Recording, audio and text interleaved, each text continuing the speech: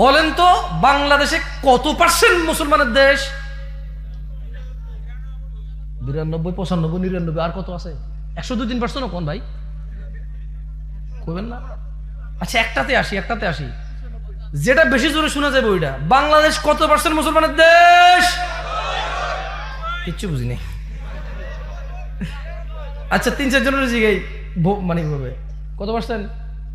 90। কত? আপনি কত পার্সেন্ট মুসলমানের দেশ? আপনাদের কিন্তু জিগাই নেই, আপনারা বলেন। মাইকম্যান কই? আমার ফেভারিট। কত পার্সেন্ট মুসলমানের দেশ? 80। 1,10,000 কমে গেছে রে ভাই, খাইছে। কত পার্সেন্ট মুসলমানের দেশ? 98। মাশাআল্লাহ। ওকে, কত পার্সেন্ট?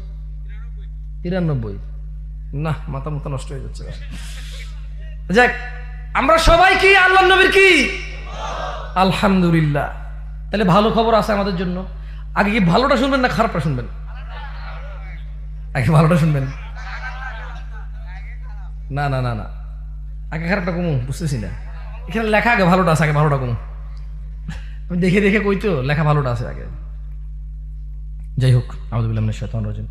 আন আবি হুরায়রা রাদিয়াল্লাহু আনহু قال, আবু হুরায়রা রাদিয়াল্লাহু আনহু থেকে বর্ণিত, তিনি বলেন আল্লাহর নবী সাল্লাল্লাহু আলাইহি সাল্লাম বলছে, কুল্লু উম্মতি ইয়াদখুলুনাল জান্নাহ। আবু হুরায়রা বলছে রাদিয়াল্লাহু আন, রাদিয়াল্লাহু আন। উনি বলছে যে আল্লাহর রাসূল সাল্লাল্লাহু আলাইহি ওয়াসাল্লাম বলেছে, কুল্লু উম্মতি ইয়াদখুলুনাল জান্নাহ, আমার সমস্ত উম্মত জান্নাতে প্রবেশ করবে। কোথায় প্রবেশ করবে? জান্নাতে প্রবেশ করবে। বলছে যে ইল্লা মান আবা, আবা ব্যতীত আমার সব উম্মত জান্নাতে যাবে। সুবহানাল্লাহ। ক্বালু, সাহাবারা বললেন, ইয়া রাসূলুল্লাহ, মান ইয়াবা ইয়া রাসূলুল্লাহ, ইয়া রাসূলুল্লাহ আপনার সব উম্মত জান্নাতে যাবে, আবা জান্নাতে যাবে না, ও কে? আবাটা কে?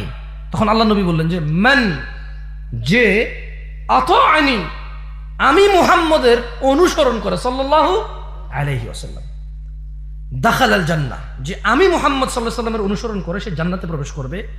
ওয়ামান আসানি, আর যে আমার অবাধ্য হয়, ফাকাদ আবা, ওই হচ্ছে আবা।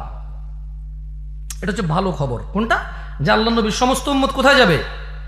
জান্নাতে যাবে।